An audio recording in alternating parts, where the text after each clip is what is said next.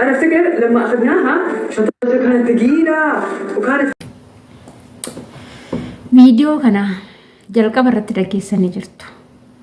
Viidiyoon kun maali jettanii isiniif galuu dhabuus danda'a, isinis galuu danda'a.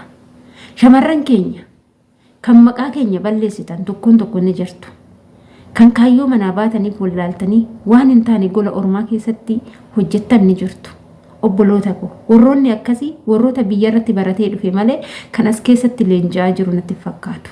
Warroota biyya keessatti waan akkanaatiin namoota ijibbaasisantu gaafa mana madaamillee dhufe waan akkanaa hojjeta. Dhugaa rabbii jechuudha. Kuni viidiyoon kuni shamarran nu hunda anas dabalatee warroota mana madaamii keessa hojjennu hunduma keenya maqaa balleessaa jechuudha. Kanaafuu biyya ormaa keessa hojjechuuf harka keechan bareeffadha. Biyya ormaa bichaa miti. Biyya kee keessa jiraachuu fi harka keessan kan warqii godhadhaa. Dhugaa harka keessan kan ifokkisiisinaa. Waan hin taane hin balleechinaa. Ashama harka fuune kabajamtootaaf daawwattoota hordoftoota keenya nageenyi koo kan jaalalaa fi kabaja bakkaa fi lafa jirtanitti isiniif haa baay'atu. Anis obboleettiin keessan bakkaa fi lafa jirutti Waaqayyoof galannaa ga'u nagaa fayyaa kootidha. Isinis akka nagaa fayyaa naaf taatan Waaqayyo irraa abdii guddaan qaba. Egaa dhugaa viidiyoo miira keessa na seesise waan anaasaus na wallaale jechuudha. Dhiifa manaa godhaa isiniin jecha haala viidiyoo isiniifan ibsa. Obboleettiin keenya takka biyyarraa erga dhuftee jechuudha. Amma naannoo waggaa tokko reef dabartee waggaa fi ji'a lamamu maal jechaa jiru. Inna amma nuti maaliif biyyaa baane jennee jalqaba gaafa manaa namaa seennu sirritti adda baasnee beekuu qabna. Obboleettiin keenya kuni maal goote madaamin harakaati ishee irratti jaalachuu didde. Yeroo baay'ee harakaata gooti. Madaamonni qormaata hedduu nama qoru. Gaafa mana isaanii seenan jechuudha. Viidiyoo darbee keessatti isin hojjedheera. Qormaata nani keessa darbe jechuudha. Waa hedduun na qoranii turan. Meeshaa isaanii lafatti gatuudhaan, warqii lafatti gatuudhaan, maallaqa lafatti gatuudhaan, uffata isaanii lafa facaasatuma deemu. Isaan gizee gatan warri biyyaa yeroo nu barsiisan jarri gizee takka uffatanii yoo lafa godhanii hin barbaadan jecha jedhasan qabattee ta'uu danda'a. Inna uffata ijoolleetis warqii kana hunda fuutee maal gooti shaanxaa ishee keessa ol kaawwatte. Manni mana madaamii hundi isaa kaamiraadhaan kan guutamedha. Guutumaan guututti kaamiraadhaan manni muluun jechuudha. Inna madaamiin ni laalti. Kana hundumaa icharraa laalti. Bilbila ishiitirraa laalti. Kutaa ishii ciistee bar madaamiin yeroo ammaa kutaa ishii ciistee waan ati hojjettu hundumaa si laalti. Waan ati nyaattu. Nyaata yeroo meeqa akka nyaattu. Gizee kutaa kee seentee raftu. Akkasumas immoo ani shinti beetuma keessattis gizee shaaworii dhiqan nu argu ta'ee ani dhugaa nu argu natti fakkaata jechuudha. Inna wanta hundumaa mana isaanii keessa yeroo hojjettu si argu jechuudha. Bilbila keessatti hidhatu kaameraa sanii jechuudha wanni beekuu qabda. Inna obboleettii keenya kana ni laalti jechuudha wanta ishiin gootu hundumaa. Laaltee madaamin obsa fixattee xiqqanii kan tiikeetii itti murte jechuudha. Tiikeetii itti murte akka ishiin galtu barbaadde gara biyyaa. Wanti ishiin gootu hundumtuu harkaan deemii fudhachuu shaanxaa ishee keessa dhoffachuudha. Yeroo kana gaafa ishiin barartu oluma kaatituma har'a ni galta jetteen bakka meeshaa kee qopheeffadhu sa'aatii kana gara xiyyaara si geechina jetteen. Yeroo kana ishee shaanxaa ishee kan meeshaan gola madaamii keessaa guraa baate gadi guurteetuma kaatee dhufte jechuudha. Yeroo kana as godhi shaanxaa kee jedhaniin lafa goote. Akkuma argitan kana jechuudha. Shaanxaa fattashamutti yeroo gadi ka'u kafana intala isaa ishii kan hunda shaanxaa tokko mulu gadi guuraa jirti. Madaamin akkuma argitanii isatti aansuudhaan gizee duddi nutti dhufu wantoota fayyadamnu jira. Innis daayibbirii jedhama. Isa keessatti maal goote warqii madaami warqii jechuudha. Warqii isa keessa marte isa keessa dhuffatte. Isas firfirsanii warqichas keessaa baasan kana bichaa miti.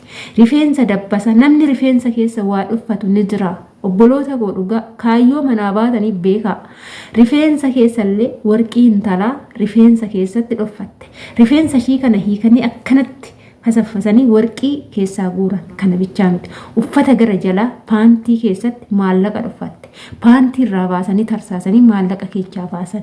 Mee amma kana hunda maalumaaf kana hunda gooti. Silaanii hojjetti maallaqa baatiidhaan argatti. Jihaan argatti siraatan hojii manaa baateef kaayyoo manaa baateef yeroo hojjette warqii har'a hattu kana ni bitatti. Uffata har'a hattu kana ni bitatti. Waa hundumaa harki keenya kun bar warqiidha. dhugaan isinitti hima harki keenya kun warqiidha jechuudha.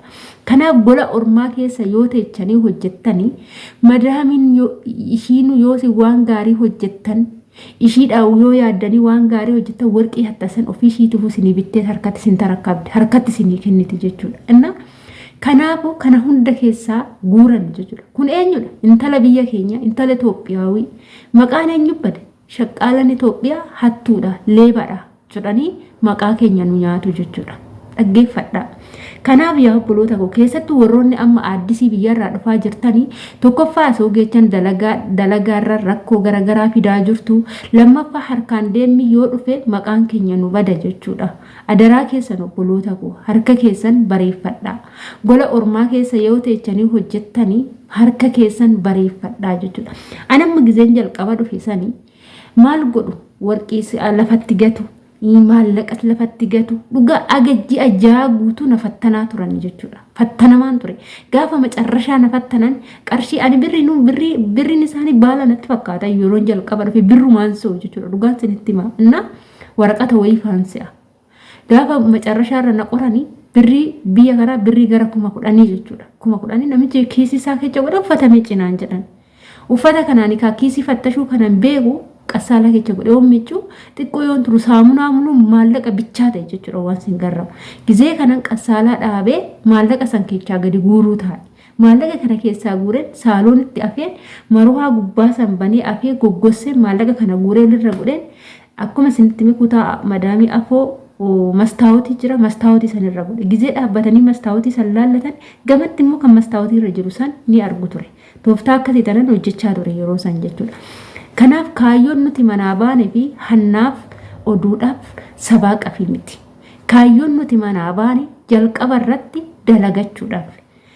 Biyya keessattis yoo ta'e biyya ormaatii miti jechuudha. Biyya keessattis yoo ta'e waan namaa hawwu yookaan waan namaa harkaan deemee fuudhu riskiin argatu jechuudha. Jireenya isaa osuma waan namaa hatuu jiraate gaafa addunyaa kanarraa deemu immoo ibidda isaatti seena jechuudha.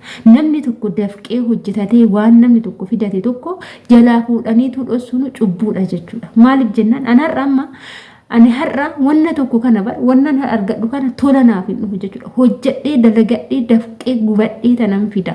Wanti sun yoo na jalaa badu nan boo'a jechuudha. Yeroon boo'e kana imimmaan keessan waaqatu arga jechuudha.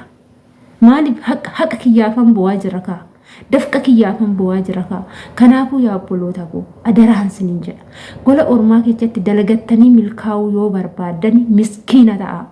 Nu hundumtuu miskiina ta'aniiti jechuudha. Waa hundumaa dalagannee kan keessa darbaa jirru miskiina ta'aniiti malee waa nuti bareeddi waan nuti tole tokko guurretii miti. Unkaa warqee oriijinaalaa miti aartishaalii mana aartishaalii hin beektu ijoolleen madaamuun kaawwatanii jedhan hin gatu deebaniitu itti deebanii kaawwatan qoshaashatti gatu. Dhugaa isiniin jedhaan akkana harkaan isa gati naan jenna natti illee bareedu nan fudhadhan jedhu jechuudha. Nan gata jechuudha. Gati naan jenna nan gata dhugaan isinitti hima. Maaliif anuyyuu fayyaan qaba. Erga rabbiin fayyaa namaa kenne wanta namaa hawwoo osoo hin taane ofiifuu dalagannee ni arganna jechuudha. Isiniif galee ni arganna. Akkas isiniin jedha hordoftoota kiyyaa warroonni akkanaa kun of sirreessaa maqaa of hin balleessinaa. Tokkoffaa irratti biyyatti illee hin galtani mana hidhaatti isin galchu. Biyya kanatti maal jedhu beektanii seerri biyya kanaa tokko jalqaba irratti nama harkaan deemee waa hatu yeroo jalqabaa dhiisiif jedha. Yeroo lammataa mana hidhaa galcheedha. Yeroo sadaffaa yoo inni sirraa hubaate harkarraa muri jedha. Seerri biyya kanaa akkas qaldiin hin jiru. Itoophiyaa jirtu isinitti fakkaatiin kan mana hidhaatti galchanis hin qallaban jechuudha. Harka kana mucuq godhanii sirraa muruu jechuudha. Harka malee hafta jechuudha. Kanaaf warroonni akkana gootanii of sirreechaa isiniin jechuun jaaladhaa. Dhugaa viidiyoon kun na aarsee maaliif maqa balleessadha kuni nu hunda badaa nu hundatu maqaan badaa ishee tana qofaa miti ishee kana goote qofaa miti hunduma keenya maqaan badaa nuti kan manaa baane dalagannee nama ta'uuf malee waan namaa hawwinee waan namaatiin jiraachuuf miti jechuudha. Isiniif galeemi nuu fayyaa qabna fayyaa guutuu qabna yoo dalaganne waan barbaanne abbaa makiinaa ta'uu ni dandeenya abbaa mana billaa ta'uu ni dandeenya maal dhabne erga waaqayyoon keenya fayyaa godhee akka ija kana bar gaheesaa maaliif nurra godhe waaqayyo akka laallee waa tokko ittiin hubannu funyaan kun hoo akka fuuffannee waa tokko addaan baafnu afaan kana hoo tokko akka ittiin nyaannu lama akka ittiin dubbanne yookaan falmanne waan tokkoon ittiin hinnu jechuudha. Harka kana hoo akka ittiin hojjennuuf akka ittiin barreessinuuf akka ittiin hojjennuuf wantoota hedduu hojjeta jechuudha harki kun. Maarree waaqayyo qaamota miiraa shanan kan nurra godhe hunda gahee mataa isaatiin hojii mataa isaatti kennee nurra kaa'e malee zim jedheeti miti. Erga waaqayyoon keenya kana nuu kenni maaf rabbiin keenya aarsina ree? Maaf hojjenneen arganne ree? Warroonni fayyaa hin qabne odoon fayyaa qabaadhe jedha. Kan fayyaa qabu dalagatee maaf hin nyaanne? Dhugaa rabbi wanti harkaan deemin kun badaadha. Waan namaa wanti namni hawwu badaadha. Adaraa keessattuu biyya Oromaatitti of eeggannoo godhadhaa sin jedha. Turtiin wajjin